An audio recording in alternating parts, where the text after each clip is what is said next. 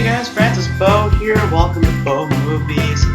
And today we're reviewing a movie that I'm very hyped for. It's a movie that I've been waiting for a couple of years now. And before we start, I would like to mention to you guys two things. Number one, this is my non-spoiler review of this movie. So there will be no spoilers. I will leave that for a separate video. Also, for those who have been counting on my videos, this is my 100th video. And what better way to celebrate my channel than to talk about this movie? So the movie, you guys have probably guessed it by now. Yes, we are reviewing Avengers Age of Ultron.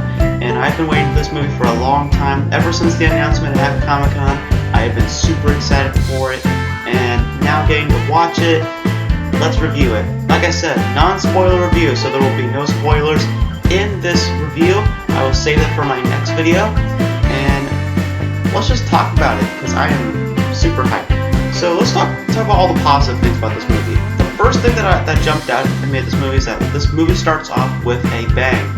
And tiny spoiler, there's this huge action sequence that happens in the opening, and it was very well done. Very cool, and very interesting for the battle sequence, and had a very cool effect, and I just love it. And I love that, we get to see all these Avengers back in this one film, and seeing them in that action sequence just blew me away. And first thing I needed to talk about in terms of acting, first one has to go to James Spader as Ultron. He did a great job as Ultron. Perfect role. Had a little bit of comedy. I didn't expect that all that much, but it's a James Spader. Yeah, he did a great job as Ultron. He did a fantastic job. He's one of my, right now, seen based on other Marvel films, he's probably my favorite Marvel villain in the Marvel Cinematic Universe so far. Because he just shows us what a true villain could be. And, be a little bit funny too. And he did a very great job at it, so thumbs up to James Spader as Ultron. And, great job. Again, like at all the other Avengers films, I had to give a huge thank you to Robert Downey Jr. as Iron Man. He did a great job as Iron Man. He plays that role to the T, and he just knows how to play Iron Man. And I just love him. He's a great Iron Man, and I just like how he works into the role, and he does a lot of comedy. He does a few lines that made me laugh out loud, and I'll get that into my spoiler review. But he did a great job, and I really appreciate him coming back as Iron Man. Pretty cool. The next thing I have to give to is I have to give this movie huge credit to the person that I think this is a spoiler, but Vision is in this movie, and I was saying when I walked in, I was expecting Vision to have very little screen time. I was expecting him to probably show up at the end of the film. I was completely wrong. He actually got a decent amount of screen time, and I'm pretty impressed. And the screen time he got, my God, he did such a nice looking character and very cool character. And the way he plays out through the story and the movie was very well done, and I really like that. I also have to give credit to this movie because, for those who don't know, Captain America Civil War is coming up soon, and Civil War is going to follow from the events of Age of Ultron. We're finally going to see the conflict between Iron Man and Captain America. We got to see it in Age of Ultron. So cool. I really like it, and I cannot wait for that to happen.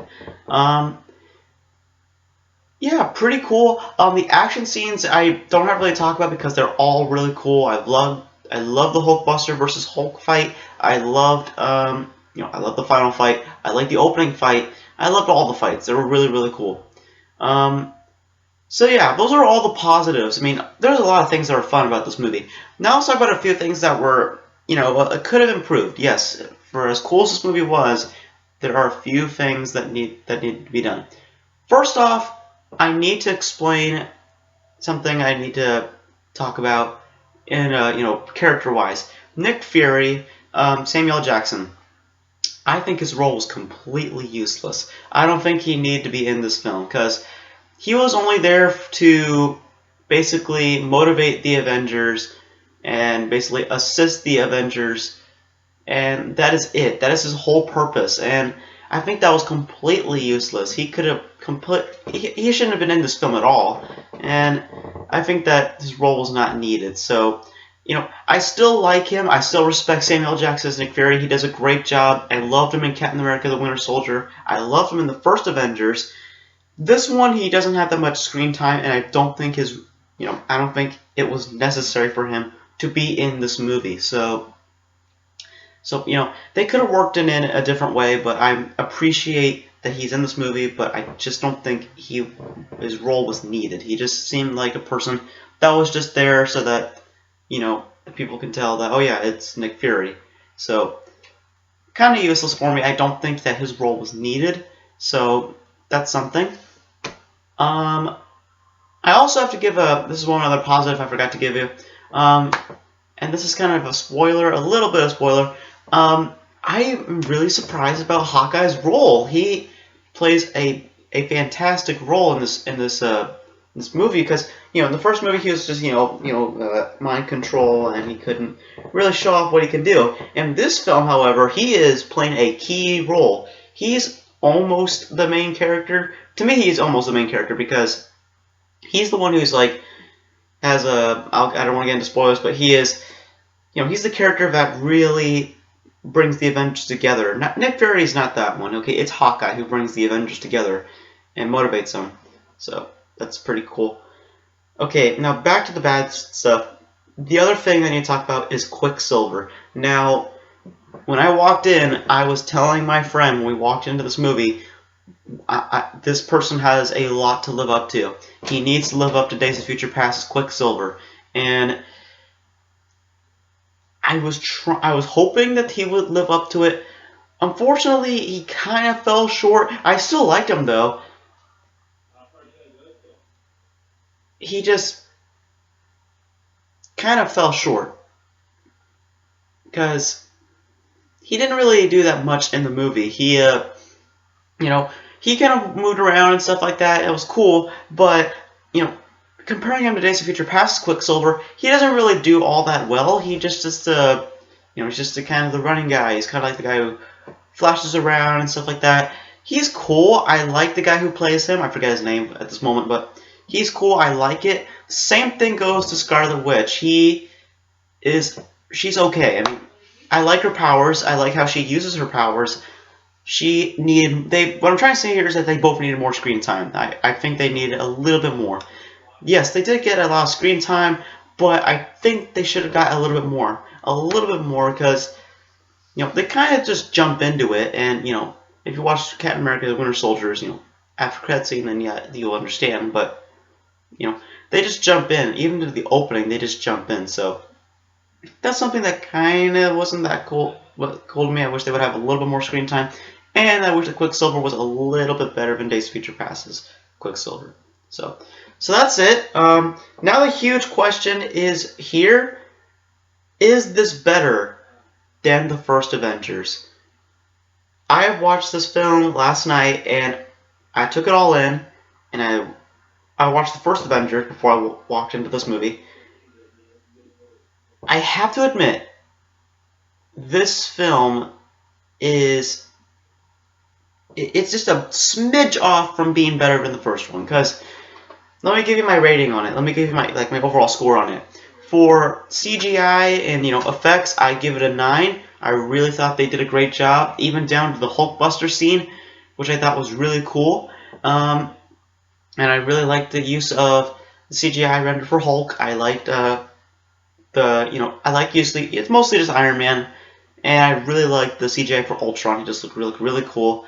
For acting, I give it an 8.7. I really think they did a great job with the acting. I just think that Samuel Jackson's character was not needed at all. I think Quicksilver's character needed to be a little bit more in depth, and there should have been a little bit more to that. So that's one of the big reasons. For action, I give it a 9.1. This film was just all around action. It was just great, and I loved it, and it was just so much fun. For comedy, I give it an 8. I give it an 8 because there was a lot of comedy, and there was a lot of times where I laughed out loud. But for the most part, it was just mostly just an action flick, and I respect the heck out of action flicks, and I love action flicks. For drama, I give it a 6. There was just that one essential scene in this film that should have got me, that should have got me to the tears, got me all sad that this happened, but it didn't. And I'll explain, you'll probably know who it is, but, I wish they would have done a little bit more to that scene. So I give it a 6 because I don't think that was really that big of a deal. So, and for overall appearance, I give it a overall appearance, and it's my overall score. My overall score on this movie is a 9.1 out of 10. That is how I give this movie a 9.1 out of 10. It is a solid film, very, very cool, and so many cool action sequences. It plays out very well. There's just a few acting things that I should have gone a little bit better, and I think that overall it's still a fantastic film. It's going to be cool to watch.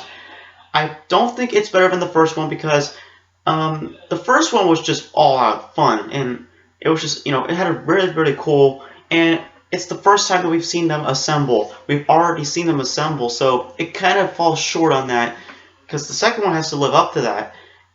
While it did, I don't think it was better than the first one because the first one to me is, still today the best comic book movie to date. The second one, while it is fun, I still don't think it's better than the first one, but it's definitely up there on my top 5 because it was so much fun. So that's it for this review. I hope you guys enjoyed it. This has been my 100th video on my channel. Thank you for all the people who are supporting my channel and always looking forward to my videos. So that's it for this video. So thank you for watching my review on Avengers Age of Ultron. I will get into a spoiler review very, very soon. Right now, I have to go cover a few Transformers Robots in the Skies videos because I know you guys have been asking me for that. So that's it for this video. For all you moviegoer fans, please subscribe to my YouTube channel. You guys can always watch out for any other films that are going to be coming out, and I will review them. So that's it. Remember, like this video, leave a comment, and most importantly, subscribe for Beau. Please.